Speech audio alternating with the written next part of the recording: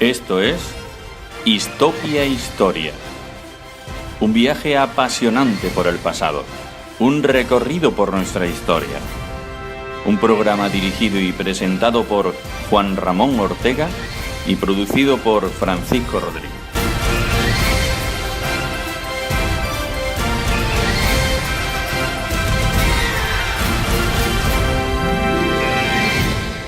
Quien no conoce su historia está condenado a repetirla.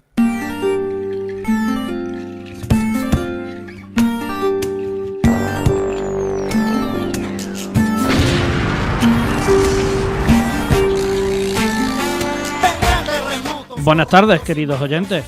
De nuevo estamos aquí para seguir disfrutando de la historia. Así que sed bienvenidos a Histopia Historia, el programa de historia en tu emisora local.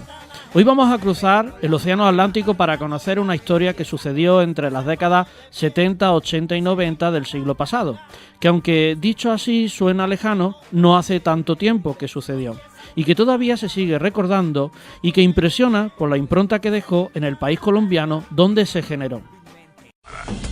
¿Sí se fija? ¿Se fija o no se fija? Ahí está su otra solución política.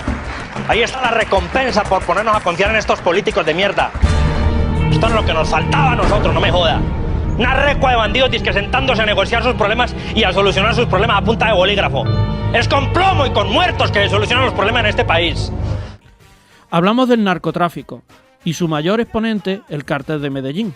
Todos conocemos a Pablo Escobar por las noticias, documentales, libros o series. Pues para hablarnos de esta historia están con nosotros Jorge Orlando, Jorge Cardona y Cristian Tapán. Un programa muy interesante que os invito a quedaros para conocer esta historia que vamos a conocer. Soy Juan Ramón Ortega y con Francisco Rodríguez a los mandos comenzamos. Esta gran nación vendrán terremotos, corruptos y mafiosos, hombres o mujeres, ya no hay ni gozos. Se manda la gente, pero no las almas. Mi patria no va, tropieza o resbala. Se pone de pie, se limpia la cara. Vamos a comenzar conociendo el narcotráfico colombiano con Jorge Orlando Melo, profesor de historia en varias universidades, como la Nacional, del Valle y de los Andes. También es autor de varios libros de historia y política de Colombia, además de ostentar un puesto como consejero presidencial para los derechos humanos en Colombia. Muy buenas, Jorge, y bienvenido a Histopia Historia. Muy buenos días. Muchas gracias por estar aquí y podés hablarnos un poquito sobre la historia de su país. Jorge, la primera pregunta que se nos viene a la mente es que Colombia ha sufrido el estrago del narcotráfico durante muchos años, siendo los más difíciles, como es bien conocido, en la época de los años 80 y 90 del siglo pasado. Pero, ¿cuándo en sí comienza el narcotráfico? Bueno, realmente en Colombia comenzó a haber problemas de narcotráfico en los años 60, porque empezó a aparecer un mercado para marihuana.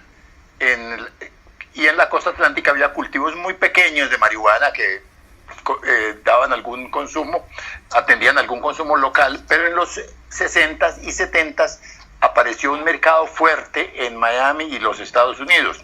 Entonces, muchas de los contrabandistas de la zona se dedicaron a la exportación de marihuana y eso produjo unas grandes fortunas desde los 60 y 70 en ciudades como Santa Marta, Barranquilla, Cartagena y otras. Algunas fortunas muy pintorescas porque surgían de gente que no tenía ninguna tradición empresarial, y otras sí, en la que algunos de los empresarios de la región se dedicaron a la exportación de marihuana. Ajá. Esto dio mucho dinero, pero realmente no creó grandes problemas porque los gobiernos las enfrentaron reprimían un poco, pero no reprimían demasiado violentamente, y no metieron al ejército por miedo a que el ejército se corrompiera con todo este dinero que estaba subiendo. Y el tráfico siguió como hasta 1980, el de marihuana, y se hizo muy famosa, por ejemplo, la marihuana de la Sierra Nevada, le llamaban la Santa Marta Golden, que era exportada desde Colombia, pero realmente esto fue marginal, pero creó las bases, creó las redes de comerciantes que tenían agentes en Miami o en Nueva York, que permitieron después, a partir más o menos del año 70, la expansión de una nueva ola que sí fue la que realmente se tomó la economía, que fue la de la cocaína. Ajá. Claro, entonces ahora pasamos a lo que se conoce bastante como el narcotráfico de parte de Pablo Escobar, que es el mayor exponente que hubo en esa época. Pero no solamente ese cártel, o el cártel de Medellín, era el que existía. ¿Cómo se veía desde el ciudadano de a pie esa situación? Mira, en los 70 comenzó a llegar comenzaron algunos de los contrabandistas y gente ligada a la exportación de marihuana a exportar algo de coca que venía ya procesada la cocaína desde el Perú y el Ecuador. Era pequeña cantidad, venía, pero producía grandes recursos, ingresos muy altos, ganancias muy elevadas.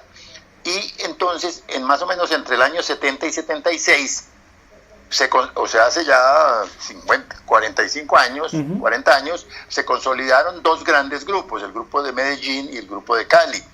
El de Medellín estaba conformado por una familia, la familia Ochoa, y un recién llegado, Pablo Escobar, un joven, que más o menos para 1975 ya era el principal exportador de cocaína de Colombia a Estados Unidos.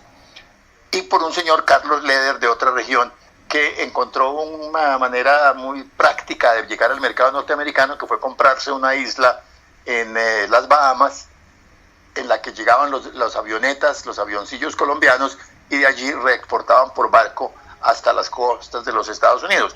Y se creó el segundo grupo, que fue el de Cali, que ya desde esa época también tenía mucha importancia, compuesto por un señor Santa Cruz y los llamados hermanos Rodríguez Orejuela, Gilberto y se me olvidó el segundo nombre, bueno, los dos Rodríguez Orejuela. Esos dos grupos controlaron las exportaciones, y ya para 1976 al 80 eran grandísimas, ya eran una de las grandes exportaciones colombianas, y tenían un gran peso en la vida de esas ciudades. Esas ciudades del 76 al 80, o sea, hace 40 años más o menos, se convirtieron en ciudades muy ricas, con mucho dinero para construcciones suntuarias. Había apartamentos donde a uno le decían que le vendían los llaves del lavamanos, y los baños estaban en oro, cosas de ese estilo.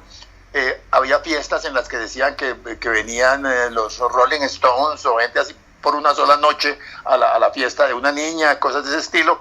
Había pues un auge de consumo absolutamente suntuario y enloquecido. Y eso fue corrompiendo muy rápidamente a las autoridades. Y más o menos entre 1978 y 82 hubo el primer conflicto, digamos, político. Porque el gobierno, que era el gobierno de Turbay Ayala, fue acusado por los Estados Unidos de contemporizar con los narcotraficantes, de tener mucha gente corrupta que recibía dinero de los narcos, y para probar que no era así, aprobó el tratado de extradición a los Estados Unidos. El nuevo tratado, había uno viejo que desde el siglo XIX que servía para extraditar pues homicidas que se escondían en Colombia, pero extradición por droga realmente comenzó con el tratado de 1979, que lo hizo un gobierno sospechoso de corrupción, pero de todas maneras que quería probar que era limpio a los Estados Unidos. Y esa aprobación de la extradición acabó creando el principal motivo de violencia y de conflicto con los narcotraficantes. Claro, cuando se genera toda esa violencia, ya eso es lo que más se conoce todo el mundo, por todas las actuaciones delictivas que generaron estos hombres tan poderosos, ¿no? Tan importantes en ese momento. Suceden varios gobiernos. ¿Cómo se gestiona desde esos gobiernos toda esa violencia que se genera? Mira, en el gobierno de Turbay se aprobó la extradición, pero no se extraditó a gente importante, entonces no hubo una gran violencia. Pero en el gobierno siguiente, que fue el de Belisario Betancur, los narcotraficantes de Medellín alrededor de Escobar querían que se eliminara la extradición, sacarla de la ley. Hicieron muchos intentos. Por ejemplo, Escobar se hizo elegir a la Cámara, fue representante al Congreso, pues se combatieron jurídicamente el tratado y lograron que fuera declarado inconstitucional por la Corte Suprema unos años después. Pero también en esos años, cuando un juez colombiano iba a condenar a Escobar o a uno de sus amigos, generalmente le ofrecían mucho dinero, y si no recibía el dinero, lo mataban, Entonces hubo muchos asesinatos de jueces y policías y era claro para el gobierno colombiano que la justicia colombiana no producía temor en los narcotraficantes porque pensaban que siempre podían evitarla o con dinero o con balas. Y por eso pensaban que la solución, la única manera de enfrentar a algunos era extraditando. Betancourt, presidente en el 82, no quiso extraditar al comienzo por razones nacionalistas. Él tenía una política un poco independiente, quería apoyar los procesos de paz que había en ese momento en Centroamérica, no estar muy en la línea de los Estados Unidos, entonces no apoyó la extradición. Pero su ministro de Justicia logró dar unos golpes fuertes a los narcos en Colombia. Por ejemplo, les destruyeron un gran laboratorio porque ya había comenzado el otro proceso que era, bueno, un gran laboratorio en Los Llanos, y ese gran laboratorio, al destruirlo, Escobar hizo matar al ministro de Justicia. Entonces la muerte del ministro de Justicia la sintió el gobierno como un desafío y comenzó a extraditar. Y se abrió el problema de la extradición. Ese conflicto duró pues muchos años, el de la extradición, y afectó el gobierno de Betancourt y el siguiente gobierno, que fue el de Virgilio Barco.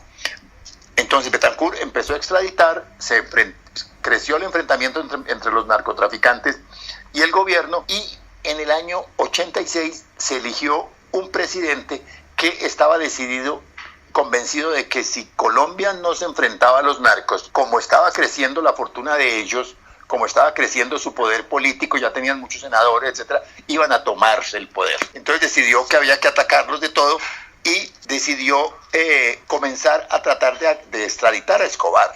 Y empezó a perseguirlo, dio órdenes de extradición, y allí comenzó el ataque definitivo y duro del narcotráfico contra el gobierno y contra otros sectores. El grupo de Escobar, el cartel de Medellín, porque el cartel de Cali usaba más bien mecanismos jurídicos y de presión, el grupo de Medellín mató al gobernador de Antioquia, mató al procurador general de la nación y en las elecciones presidenciales del año 89-90, en la campaña presidencial, mató 3 candidatos presidenciales, entre ellos el candidato con mayor probabilidad de ser elegido, que era Luis Carlos Galán. Además, para enfrentarse al gobierno, que estaba haciéndole guerra total, por ejemplo, atacó a la policía de una manera inverosímil. En Medellín se pagaba $1,000, $2,000 al que matara a un policía, y ese año hubo más o menos 500 policías muertos en la ciudad, no en grandes ataques, sino que alguien se juntaba a un policía y le preguntaba ¿dónde queda esta esquina? Y mientras el policía trataba de explicar, sacaba un revólver y lo mataba, y después iba y cobraba. Lo que llevó también a reacciones policiales absurdas. Una vez lograron encontrar una oficina donde le pagaban a la gente por estos muertos a los policías. La policía llegó y mató 8 personas, sin preguntar, secretarias, a todo el mundo. Entonces, una guerra que se volvió cada vez peor. Periodistas murieron, murió el director del periódico El Espectador, que era el diario más antiguo de Colombia, ha sido el diario más antiguo de Colombia. Periodistas fueron asesinados, jueces, jefes de policía, y entonces finalmente sí, lo que ocurrió era que el Estado, el sistema judicial fracasaba, porque muchos de los miembros de ellos estaban amenazados o habían sido asesinados, y porque muchos de los otros recibían dinero, estaban en las nóminas de los narcotraficantes. De manera que hasta el año 90 se intensifico este enfrentamiento con mucha violencia, muchas bombas. Las ciudades se llenaron de bombas. La ETA es un juego de niños comparado con lo que ocurrió en Bogotá o en Medellín, donde a veces había bombas que tumbaban edificios de 6 y 7 pisos, como el del edificio de la Fuerza de Inteligencia, el DAS, que fue atacado en el año 89. Que esta guerra pues llegó a este punto, y en 1990 fue elegido el presidente César Gaviria, que cambió totalmente la estrategia. En ese gobierno yo participé como consejero de Derechos Humanos, pero la política de Gaviria fue decir, con base en la experiencia que ya se tenía en negociaciones con los grupos guerrilleros que iban por otro lado, decirle a los narcotraficantes: mire, ustedes, lo que más los asusta es ir a los Estados Unidos, y están empeñados porque saben que aquí pueden comprar la justicia, pero no, si ustedes aceptan someterse a la justicia colombiana, yo me comprometo a no extraditarlos. Si ustedes se entregan y aceptan pagar unas penas, probablemente no tan grandes como en Estados Unidos, no era para toda la vida, 3, 4, 5, 6 años en la cárcel, yo me comprometo a no hacer extradiciones. Y eso llevó a un acuerdo rápido. En el año 91, Pablo Escobar se entregó al gobierno y fue puesto en una cárcel que él mismo había dotado y construido, una cárcel muy elegante, con muchos lujos, y eso arruinó la negociación, porque la forma un poco prepotente con la que manejó Escobar esto, porque siguió negociando droga desde la cárcel, siguió tratando de controlar a todos los grupos pequeños de narcotraficantes de Medellín y del país, tenerlos bajo su control, lo que llevó a una revuelta de esos mismos grupos que se aliaron con el gobierno. Finalmente el gobierno de muchos de los grupos de policía de Gaviria recibían información de los otros grupos de narcotraficantes de lo que estaba haciendo Escobar, y un día decidieron trasladarlo, y cuando lo iban a trasladar, Escobar, que tenía previsto todo esto, se fugó en el 92 y estuvo un año escondido, hasta que finalmente, con la ayuda de todos estos grupos de narcotraficantes del cartel opuesto, del cartel de Cali y de otros de carteles pequeños de Medellín, lo mataron, y con la ayuda de los Estados Unidos, de la inteligencia de Estados Unidos, lo mataron en Medellín y murió Escobar. Entonces ahí terminó de alguna manera la guerra con el cartel de Medellín. No terminó el narcotráfico, porque donde había un cartel quedaron decenas de pequeños grupos de narcotraficantes que siguen exportando, y el cartel de Cali siguió vivo. Y la vida colombiana en eso es absolutamente inverosímil, porque el cartel de Cali había apoyado al gobierno, había ayudado al gobierno a atacar a Escobar de una manera generalmente oculta y clandestina. El gobierno, por supuesto, no reconocía ninguna negociación con el cartel de Cali, pero los policías, los agentes de inteligencia, hablaban con los tipos de Cali, conseguían información de qué estaba haciendo Escobar, dónde podía estar, todo esto. Había una cierta familiaridad de bajo nivel, y los señores de Cali se ilusionaron un poco como se había ilusionado Escobar, y en el año 94, en las elecciones, dieron $6 millones al candidato que ganó, que fue Ernesto Samper. Y precisamente por haber apoyado al candidato de Ernesto Samper, cavaron un poco su tumba, porque Samper se desacreditó con los Estados Unidos terriblemente, le quitaron la visa, desertificaron a Colombia, y para probar que él sí era un enemigo de los narcos, atacó muy duro al cartel de Cali y los metió todos a la cárcel. Usted llegó a ser consejero presidencial de los derechos humanos en el gobierno de César Gaviria. ¿Cómo vivió usted personalmente esos momentos? Bueno, yo primero fui consejero de derechos humanos. Bueno, realmente Colombia ha enfrentado la droga y ha enfrentado a los guerrilleros. Y en la lucha con los guerrilleros, desde la época de Turbay, desde el 78, el gobierno respondió con mucha frecuencia a la guerrilla en formas ilegales. Con el argumento de que la guerrilla actuaba ilegalmente, pues se sentían con el derecho de actuar también ilegalmente y en forma excesiva. Entonces, con mucha frecuencia detenían a la gente por opiniones, por ejemplo, porque decían nosotros estamos a favor de la revolución, aunque no hicieran ningún acto armado. O a la gente que hizo actos armados la llevaban a los cuarteles, y para averiguar las cosas la torturaron. Entonces hubo unas grandes denuncias de tortura, y eso se trató de frenar fuertemente en el gobierno de Gaviria y tratar de poner eso en orden. Eso nunca se logró del todo, porque todavía recientemente en el gobierno de Álvaro Uribe fue claro cómo el ejército y la policía seguían practicando en algunas zonas mecanismos totalmente ilegales para luchar contra la guerrilla y contra el narcotráfico. Yo recuerdo haber recibido delegados de los narcotraficantes de Medellín y del Magdalena Medio, que se iban a quejar de que el gobierno de que la policía les había cogido, los había detenido, y después no habían aparecido sino la mitad de los detenidos, que el resto se habían perdido, y cosas de ese estilo. Y algunas de esas cosas pasaron realmente. Entonces se hizo un esfuerzo que funcionó durante 2 años, que trabajé yo allí, y después, como había este acuerdo con Escobar, el gobierno me mandó de consejero presidencial a Medellín. Y era un poco loco porque, por ejemplo, yo tenía que andar con guardaespaldas, con gente armada. Me invitaban a un barrio popular y se suponía, según el gobierno, que yo tenía que ir con 3 motocicletas delante, con dos carros con gente armada, pero yo sabía que eso era una bobada. Si yo me iba con la gente armada, allá la desarmaban. Y recuerdo eso, que algún jefe, alguna persona de la autoridad de Medellín se fue con 3 guardaespaldas armados y les quitaron las armas. Yo nunca iba con las armas, yo siempre iba solo, y cuando salía de la oficina central en la ciudad para irme para el barrio popular, yo le decía a los escoltas, ahora váyanse para la casa.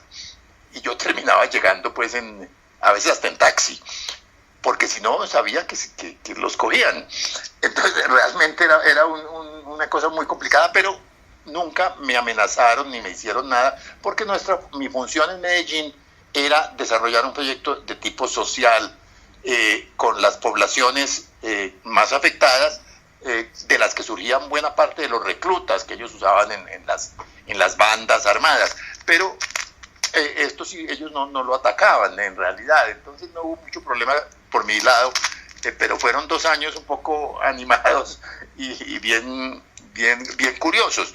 Me tocó la fuga de Escobar y la muerte de Escobar, y tan pronto murió Escobar, se logró hacer un acuerdo con las bandas armadas de todos estos grupos de barrio, que se llamaron las milicias urbanas de Medellín, y se firmó un acuerdo de paz con ellas en 1994. Y ahí terminé yo y volví como decía yo en esa época, pasé a mejor vida, porque me fui a trabajar como director de la Biblioteca Luis Ángel Arango, que era una cosa totalmente pacífica, calmada, y que era además un gran museo de arte, que precisamente en esos años Fernando Botero le regaló su colección de arte. La verdad es que, Jorge, el tiempo en la radio es una pena que nos limite tanto, puesto que la historia que nos estaba contando es muy interesante. Y sí le tengo que decir que ha sido un placer tenerle con nosotros para que nos explicara esa historia. Agradecemos mucho que haya apartado de su tiempo y que esté aquí con nosotros.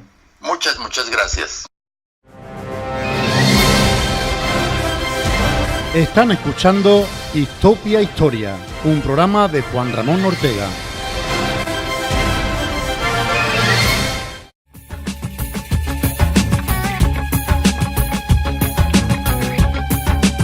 Seguimos conociendo la historia del narcotráfico en Colombia y lo vamos a hacer conociendo la historia de un periódico que decidió luchar con sus armas, en este caso la letra y la información de las actuaciones delictivas del cártel de Medellín, y hablamos concretamente del periódico Espectador. Para ello nos atiende el editor del periódico, en este caso Jorge Cardona, y periodista de este diario. Muy buenas, Jorge, y bienvenido a Histopia Historia.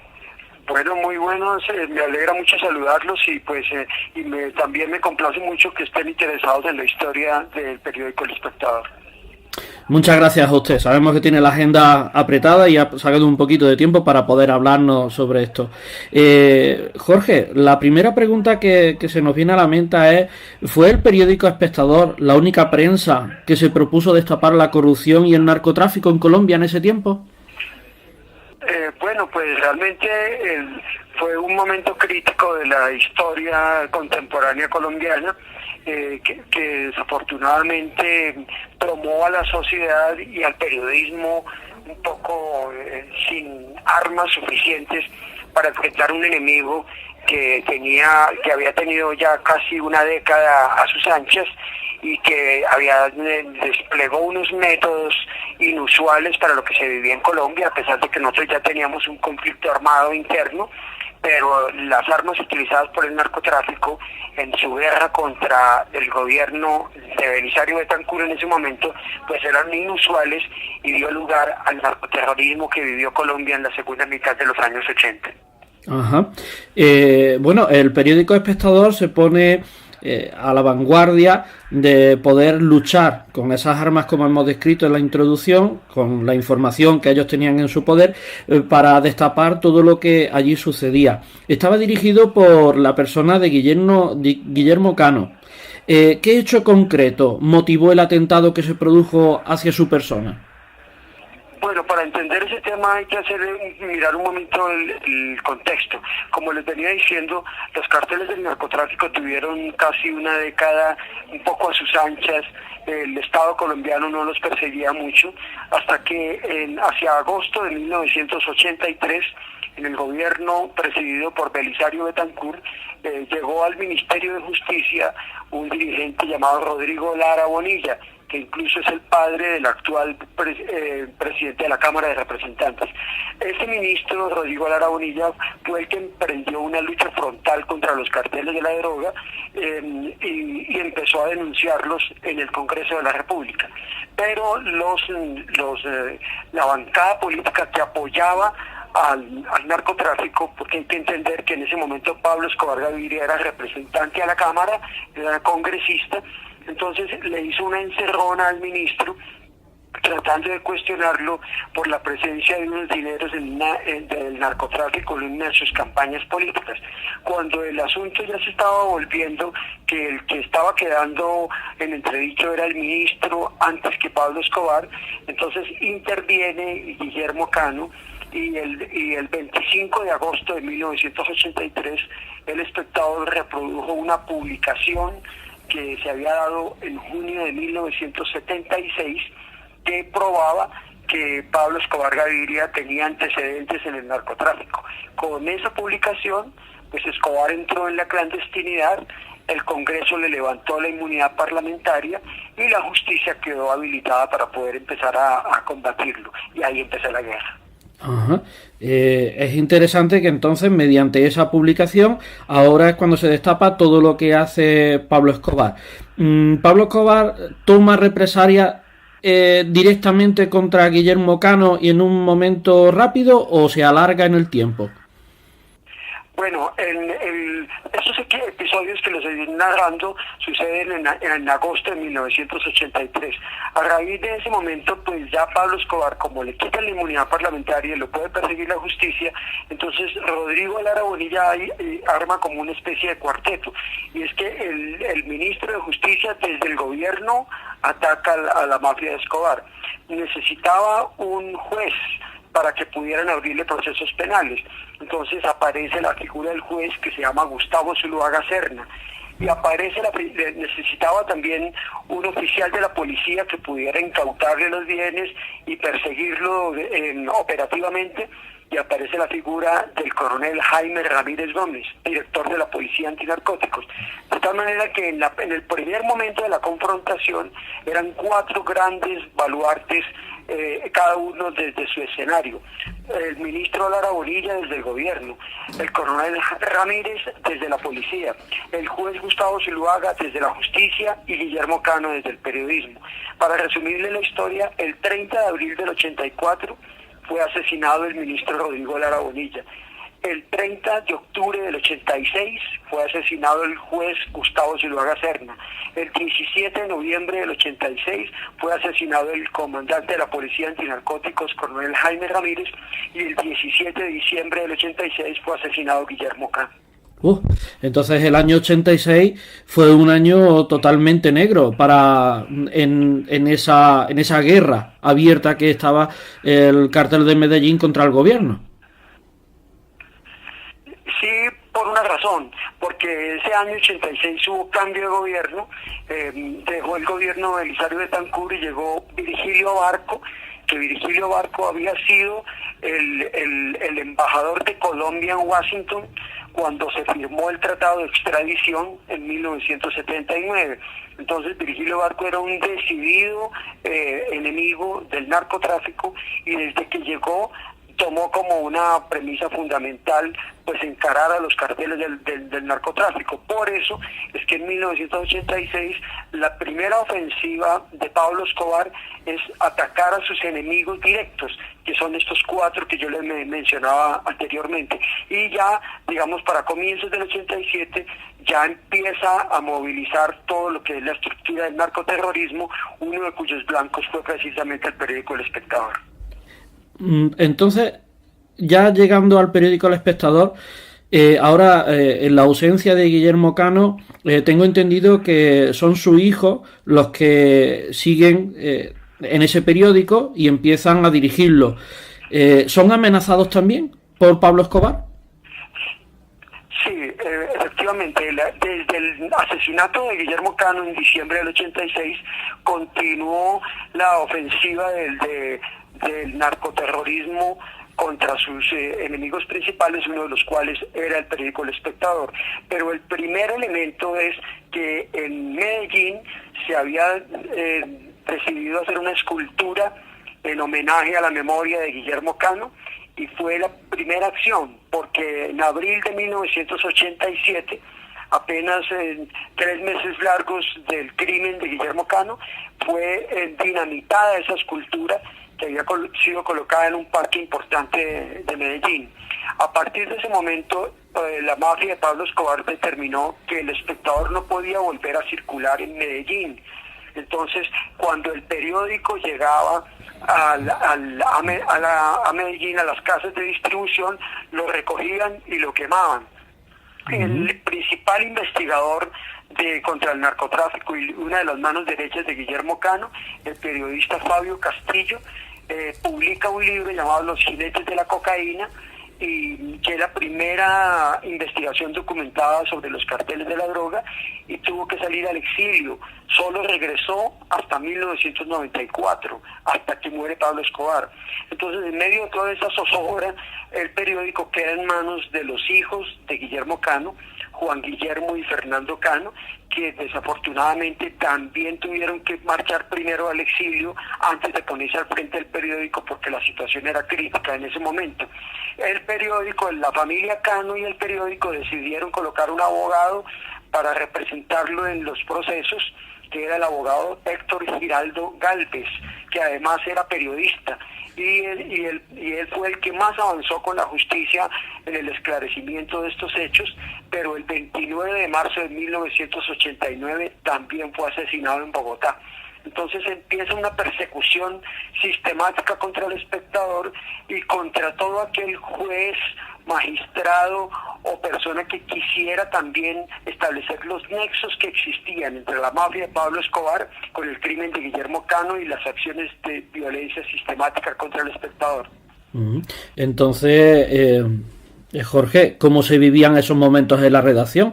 Porque tiene que ser muy angustioso saber que eres el blanco perfecto para una persona en la cual te tiene tanto odio y que quiere quitarte de en medio, y ahora tú tienes que ir a trabajar para destaparse o seguir destapando sus actuaciones delictivas.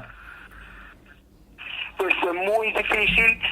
Hay una anécdota tremenda porque la familia Cano, que era la propietaria del diario, pues reunió a los periodistas y les dijo pues que los dejaba en libertad, que no, pues que se les pagaba hasta el último peso, pero que el que se quisiera quedar, pues que se quedara, porque la situación era muy difícil. Se quedó todo el mundo.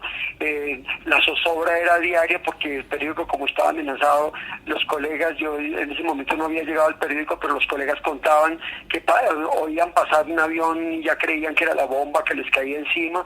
Era un hecho anunciado que les iban a hacer un atentado terrorista, y vino el atentado, que fue el 2 de septiembre de 1989, un sábado en la mañana, cuando un camión cargado con 100 kilos de dinamita fue detonado junto a las instalaciones del Espectador, y se ratificó de alguna manera las amenazas que se venían dando contra el periódico. Y un mes después, con diferencia de pocas horas, sicarios motorizados asesinaron en Medellín a los gerentes administrativo y de circulación del Espectador en esta ciudad, Marta Luz López y Miguel Soler, y con eso le advirtieron al periódico que no podía circular en Medellín. Semanas después asesinaron al gerente de transporte Francisco Tavera.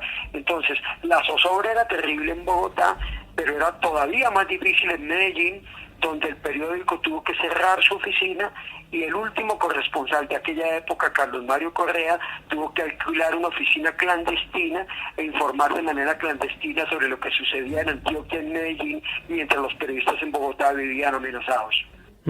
Entonces, la sede del periódico en ese momento estaba en Medellín y luego se trasladó a Bogotá, que es de donde nosotros estamos llamando para hacer la entrevista. No, la sede principal estaba en Bogotá, siempre estuvo en Bogotá, pero obviamente Medellín es la segunda ciudad más importante de Colombia, es la capital industrial, y obviamente pues Medellín siempre ha tenido una oficina satélite del diario. Esa oficina en esa época tocó cerrarla y que el corresponsal Carlos Mario Correa operara desde una oficina clandestina, porque el cartel de Medellín no dejaba circular el periódico en la capital de Antioquia, y los periodistas desde Bogotá pues les tocaba de alguna manera recurrir a información para poder divulgar lo que estaba pasando en Medellín. Ajá. Y entonces cuando llega y Pablo Escobar muere, desaparece el cártel de Medellín, vuelve el Espectador a esa ciudad y anuncia que vuelve a seguir trabajando e informando a los habitantes de esa ciudad. Sí, efectivamente, digamos que la zozobra se sostuvo hasta que murió Pablo Escobar en diciembre de 1993.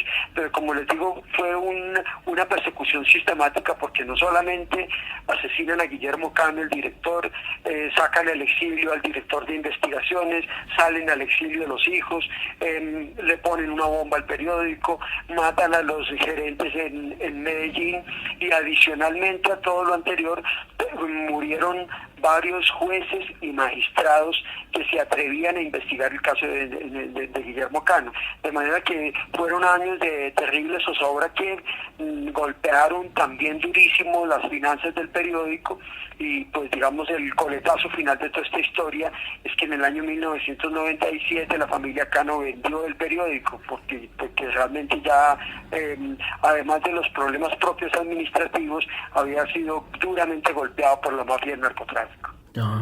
Entonces vemos una historia completamente, ¿cómo le diría, no? Rocambolesca, en el sentido de que es intensa desde que comienza a destapar las actuaciones delictivas de Pablo Escobar, una persecución directa completamente hacia el periódico para eliminarlo de ese momento, para que no siguiera con esa información, sino destruirlo por completo. Y en cambio el periódico siguió apostando por la legalidad y destapando todas esas actuaciones que se seguían. Ahora el periódico, ¿cómo recuerda esos momentos? El periódico tiene muy claro en todas sus nuevas generaciones que este periódico creció con el sacrificio, el coraje y la sangre de Guillermo Cano y de todos estos otros héroes que acompañaron este duro momento. Desafortunadamente el Estado colombiano y particularmente el Poder Judicial nunca logró esclarecer lo que sucedió detrás de tal persecución sistemática al espectador. Pero el 2 de julio del año 2010, es decir, hace 7 años, la Fiscalía General de la Nación determinó que el crimen de Guillermo Cano tenía la categoría de crimen de lesa humanidad, por lo tanto es imprescriptible, es decir, que se puede seguir investigando. Eso abrió un compás de espera para un poco investigación. Desafortunadamente en los últimos 7 años tampoco ha sucedido muy poco en materia de justicia, pero internamente el periódico, y eso se ha transmitido debidamente a las nuevas generaciones, siempre hay un lugar para hacer memoria de todo lo que le sucedió al espectador, y todo periodista joven que llega al diario inmediatamente se empapa de la memoria y de la figura. La figura central de Guillermo Cano está a la entrada del periódico, hay una fotografía de la primera vitrina antes de entrar a la redacción, se conserva el periódico del día del asesinato de Guillermo Cano, pero el lema del periódico desde siempre, desde el día de la bomba y en todos los momentos fue: seguimos adelante, y el periódico ha continuado con el trabajo de la memoria histórica. De hecho, la Sociedad Interamericana de Prensa en su premio anual le acabó de conceder el premio al periódico El Espectador, precisamente por un homenaje que se hizo muy largo a la memoria de Guillermo Cano, a su vida y a su obra. Estupendo.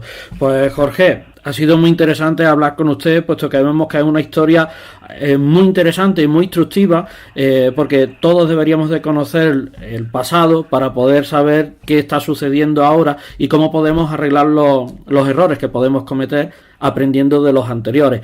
Estamos muy agradecidos que haya apartado parte de su tiempo para contarnos esta historia, la historia del periódico Espectador, cómo luchó y cómo se enfrentó a ese acto delictivo del narcotráfico. Agradecemos mucho su tiempo, muchísimas gracias, y esperamos que siga así el Espectador por muchos años más.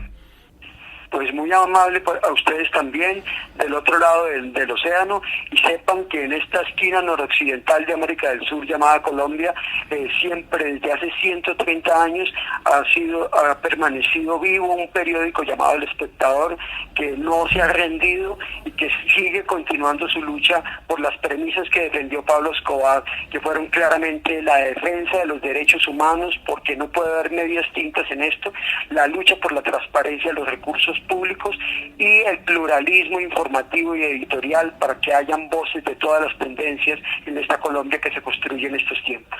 Estupendo. Pues muchísimas gracias y un abrazo, Jorge. Bueno, igualmente, muchas gracias. Están escuchando Histopia Historia, un programa de Juan Ramón Ortega.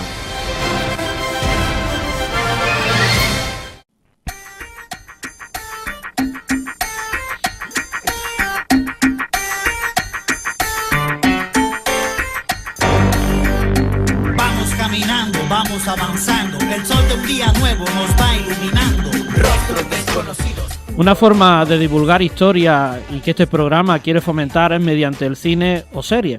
Como en este caso estamos hablando del narcotráfico colombiano, concretamente del cártel de Medellín, que tanto afectó a las vidas de los ciudadanos colombianos por sus actuaciones delictivas, la serie Escobar, el patrón del mal, nos cuenta la historia de esta organización que creó Pablo Escobar. Pero no vamos a hablar de Pablo Escobar, sino de un personaje que fue mano derecha, confidente y más que hermano para Escobar, y que muchas veces pasa desapercibido. Hablamos de Gustavo Gaviria, el primo hermano, que este personaje fue interpretado por Cristian Tapán, que está con nosotros desde Bogotá. Muy buenas, Cristian. Hola, ¿cómo estás? Un gusto saludarlos desde el otro lado del charco, como decimos nosotros. Estupendo, muchas gracias a ti, que sabemos que tienes una agenda muy apretada y has apartado un poquito de tiempo para hablarnos de este papel que tú interpretas en la serie Escobar, el patrón del mal. Sí, bueno, después de tantos años no resulta raro porque en todos los países, en muchos países están apenas disfrutando de de lo que se vivió y todo lo que contamos con la serie de Pablo Escobar. Nosotros lo vivimos y lo hicimos ya desde el 2012, desde hace ya 5 años, y claro, para nosotros es como volvernos a acordar de todo lo que sentimos, todo lo que vivimos, de grandes momentos rodando la serie, de momentos difíciles, contando esa historia.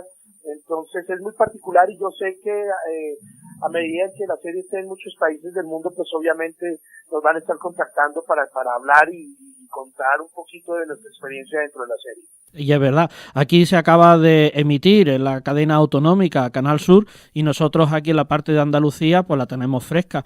Tú interpretas, Cristian, no a Pablo Escobar, sino a su primo, a Gustavo. En este caso lo interpretas como Gonzalo. ¿Conocías la historia de este hombre cuando te presentaron el proyecto? Mira, yo creo que todos los colombianos conocíamos la historia de Pablo Escobar y medianamente conocíamos y sabíamos de la gente que rodeaba a Pablo Escobar. Yo personalmente viví mi época de joven, de ir a cine, de salir a un bar, de salir a una discoteca, en la época más difícil del narcotráfico en Colombia, donde ponían bombas en los centros comerciales, donde muchas veces tocaba no salir de la casa porque había toque de queda y no podíamos salir. Mejor dicho, a mí me tocó crecer como de 10 a 18 años viviendo la guerra del narcotráfico contra el Estado en Colombia. Entonces siempre estábamos un poco dateados de quiénes eran ciertos personajes y hasta ese momento yo lo que sabía del primo de ese personaje en especial era poco por las noticias, nunca me había adentrado a investigar quién era ese personaje.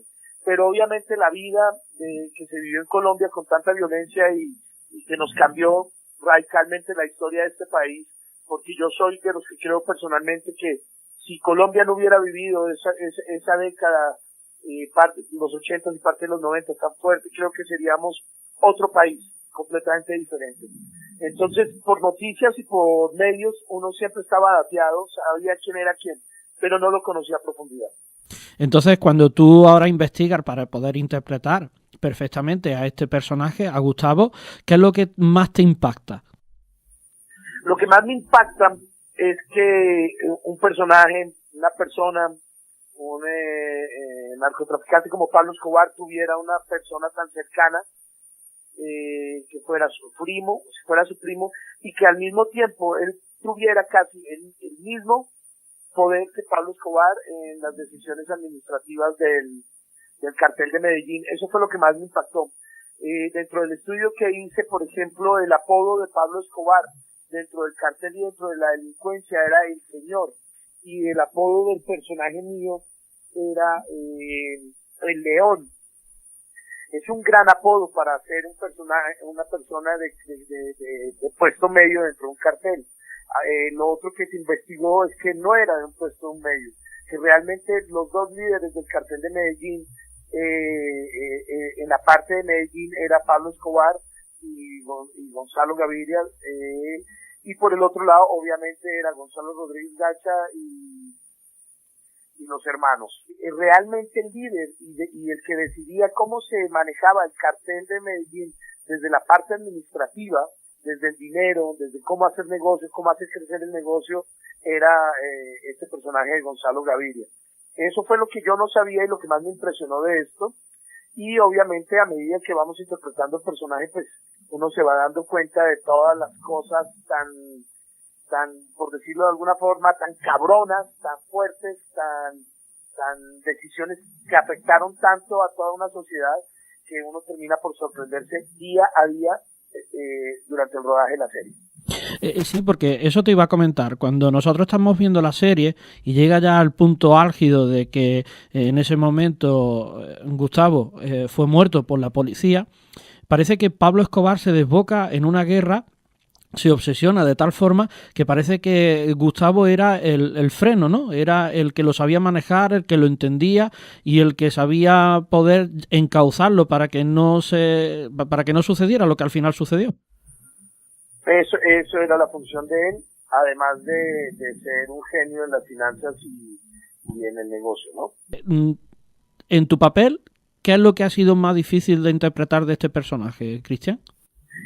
El momento, mira, yo creo que todo el personaje, es que hay una cosa que me gustaría contar y que siempre cuento como a la gente de otros países, es que la dificultad de nosotros de contar estos personajes que le hicieron daño a tanta gente, que estamos hablando de que fueron cosas que realmente ocurrieron, que fueron tipos que tomaron decisiones de poner bombas donde acababan con 200, 300 personas de un solo bombazo, gente que tomó decisiones sobre matar candidatos presidenciales y periodistas. Todo el proceso de interpretación adquiere una dificultad, porque es muy distinto contar personajes de ficción a personajes reales que afectaron a toda una sociedad y a todo un país. Hay que recordar que Colombia es uno de los países más grandes de Latinoamérica, es un país que hoy por hoy se acerca a los 40, o si no ya pasó a los 40 millones de habitantes. Solo Colombia en población puede tener más población que varios países de Europa sumados. Entonces nosotros estamos contando la historia de dos pillos, de dos bandidos que afectaron a toda una sociedad y a todo un país. Entonces la dificultad fue todos los días. Pero el momento más triste para mí de la interpretación de este personaje fue cuando yo estaba viendo en el cuarto hotel en Medellín durante el rodaje de la serie el capítulo donde muere Guillermo Cano, que es el periodista dueño del periódico El Espectador. Para mí ese día, yo viendo ese capítulo, yo te confieso que me puse a llorar y yo no tuve palabras. Yo no podía poner un mensaje en redes hablando de la serie y echándole porras y buenos piropos a la serie cuando acababa de pasar ese capítulo. A mí ese capítulo me rompió el corazón por completo. Y me puso a pensar y dije, puta, ¿qué país fue este que tomamos estas decisiones para afectar tanto a la gente? Esa es la dificultad de los personajes de Escobar. Una característica de la serie, Cristian, es que cuando se está emitiendo y sucede algún atentado o algún hecho histórico que, como tú estás relatando, que sucedió en ese momento, intercala imágenes de la producción con imágenes reales. Y eso la verdad es que impresiona porque estás viendo que sucedió realmente. Y a eso súmale que nosotros somos los que estamos interpretando a los tipos que tomaron decisiones para que pudieran tener esas imágenes reales. Es complicado, para el colombiano fue complicado. Cuando nosotros empezamos a hacer la serie, el país estaba totalmente polarizado y dividido. La gente que decía, nosotros para qué queremos volver a ver una serie donde nos cuenten todo lo que nos pasó, lo malo que vivimos y todo lo cabrones que fueron con este país. Y por el otro lado, mucha gente diciendo, no, al contrario, necesitamos hacer catarsis, necesitamos liberarnos de toda la mierda que nos comimos durante ese tiempo. Entonces siempre hubo esa polarización y lo que creo es que lo mejor que le pudo pasar a Colombia en los últimos años, no solamente a manera de negocio de televisión, sino a manera de historia y contenido, fue que existiera la serie de Pablo Escobar para por fin entender y enterrar una década y media de sufrimiento de este país a raíz de cómo contamos la historia. Bueno, y aparte de enterrar, tened en cuenta de que vosotros al divulgar esta historia, las personas que no hayan vivido, los colombianos que no hayan vivido ese momento como tú lo hiciste en tu época adolescente y juvenil, sabe exactamente lo que ocurrió de una forma novelada, en el sentido de que, aunque se sabe que, como dice la serie, es ficción, pero está basada en un hecho real. Sí, el porcentaje de realidad de esto es más del 90%, ¿no? Entonces, eso ya lo vuelve casi un documento histórico. Mira, yo estaba una vez en un bar y se me acercó una niña que no tendría más de 20 años y me dio un abrazo fuerte. Yo le dije, ¿qué te pasó? Me dice, quería darte un abrazo porque gracias a ustedes pude entender lo que le dolió a mis papás, y hoy tengo dolor de patria gracias a que conozco la historia contada por ustedes. Entonces lo que tú dices es totalmente cierto. Claro, porque muchas veces la historia no es la que se cuenta, es la que se cuenta mediante los libros, evidentemente, pero también se hace llegar mediante el trabajo que vosotros realizáis. Cuando os ceñís realmente a lo que es la historia, hacéis un papel divulgativo e incluso instructivo para lo que son las personas que vienen detrás, y el legado que dejáis es muy importante. Por eso te damos la enhorabuena, Cristian, por haber participado en esa serie, y también a otros países como nosotros a España, pues llegar a conocer realmente lo que sucedió en esos momentos, puesto que son situaciones muy dolorosas, situaciones muy convulsas en un país y que ahora mismo parece que se está reconstruyendo, ¿no? Sí, por lo menos ya nos alejamos un poco de todo ese mal momento. Igual yo siento que después de todo lo que ha pasado con el narcotráfico, con la guerrilla en este país, pues es un país en reconstrucción. Y tú sabes que cuando ya tienes algo construido y lo quieres arreglar, los arreglos a veces son complicados, ¿no? Eso es mi punto de vista con respecto a lo que está pasando en Colombia en este momento. Pues, Cristian, ha sido una entrevista cortita porque en la radio tenemos un tiempo, pero verdad que ha sido un placer que hayas apartado de tu tiempo para explicarnos cuál fue tu función en esta serie, y enhorabuena de nuevo por la divulgación que hacéis en este momento de vuestra historia, para que nosotros la conozcamos y que podamos entender realmente y comprenderos de lo que sucedió en ese momento y de lo que ahora pues está sucediendo también. A ustedes muchas gracias y sigan disfrutando la serie, porque yo creo que la serie está llena de todo lo necesario para entretenerse viendo la serie. Saber qué pasó, entretenerse con los personajes, con las historias, con lo que se cuentan, hasta con la música, porque tiene una gran música de un gran músico colombiano que vive en París, que vive en Francia. Entonces, la serie creo que tiene todos los ingredientes adecuados para que ustedes la disfruten mucho. Pues te damos muchísimas gracias y un abrazo desde aquí de España hacia Bogotá y hacia ti. Bueno, un abrazo a todos allá por allá también. Gracias.